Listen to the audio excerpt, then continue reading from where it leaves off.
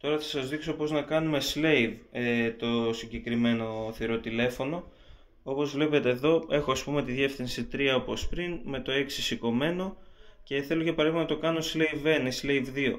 Τα πρώτα δύο digits στο κόκκινο είναι το slave. Αυτό άμα σηκώσει το 1 είναι slave 1. Αν είναι σηκωμένα και τα δύο είναι slave 3, με σηκωμένα μόνο το 2 είναι slave 2. Άμα θέλω εγώ για παράδειγμα να το κάνω slave 1 στο 3 για παράδειγμα. Έχω και ένα monitor και θέλω να το βάλω. Το έχω έτσι εδώ. Αυτό θα μου κάνει slave 1 στη διεύθυνση 3. Με σηκωμένο το 6 πάντα και εννοείται με πίσω τα καλώδια.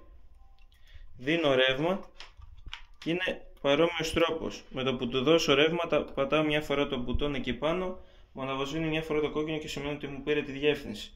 Τώρα αυτό έχει γίνει slave. Είναι η ίδια διαδικασία, αν θέλετε για slave 2, για slave 3, απλά αλλάζετε τα πρώτα δύο εδώ στο προγραμματιστή, απλά αλλάζετε αυτά τα δύο με βάση το τι θέλετε.